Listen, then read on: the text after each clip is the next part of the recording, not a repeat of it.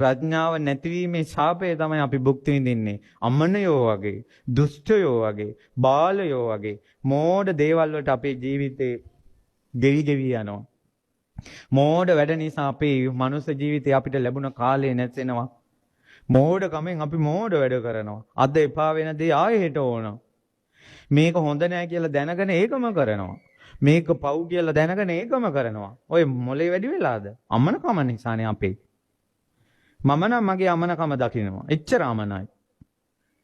ප්‍රඥාව කියලා කියන්නේ කෙලෙස් නැසන දෙයක්.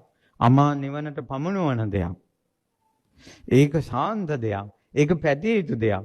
ප්‍රඥාවෙන් අග්‍ර මහා මුනිවරයා සාරිපුත්ත මහරහතන් වහන්සේ මේ සංගරුවනට අම්මා කෙනෙක් වුණා. අම්මා කෙනෙක් කියන්නේ කොච්චර කරුණාවක්ද, කොච්චර දයාවක්ද, කොච්චර අනිත් අය බලා ගන්න කෙනෙක්ද නේ? අම්මා කෙනෙක් කියන්නේ කොච්චර වගකීම් දරන කෙනෙක්ද නේ? කොච්චර දේවල් ඉවසන කෙනෙක්ද අම්මා කියන්නේ නේ? බුද්ධ ශාසනයට අම්මා වුණේ ප්‍රඥාවෙන් අග්‍ර උත්තමයා. අම්මාලා ළඟ දරුවන්ට කපටිකම් වලින් දරුවෝ පෙළෙන ගතිය සැබෑ අම්මා කෙනෙක් ගාව නැහැ. ඒ නිසා ප්‍රඥාවේ මුදුනට පැමුණන සාරිපුත්තයන් වහන්සේ සංගරුවනට අම්මා බඳු වුණා.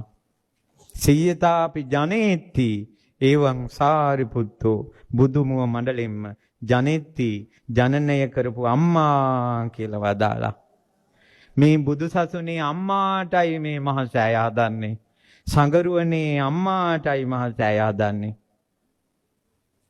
සාරිපුත්ත මහසෑය කියන එක මේ සුළු දෙයක් කියලා හිතන්න එපා. මං හිතන්නේ අපිට මන්දි සද්ධාව. අපිට මන්දි වැටහෙනවා. මේක තවත් චෛත්‍යයක් නෙවෙයි. මේ තමයි ගෞතම බුදුසසුනේ සංගරුවනේ අම්මාගේ ස්තූපය. සංගරුවනේ අග්‍රම ශ්‍රාවකයා. ඒ කියන්නේ ස්වාමීන් වහන්සේලා අතර පළවෙනිම ස්වාමීන් වහන්සේගේ ඒ කියන්නේ තනතුරු වලින් නුවණින් ඥාණයෙන් අග්‍රම රහතන් වහන්සේගේ සෑය. මේ අපි හදන්නේ. ප්‍රඥාවේ උතුම්ම මහා සෑය හදන්නේ.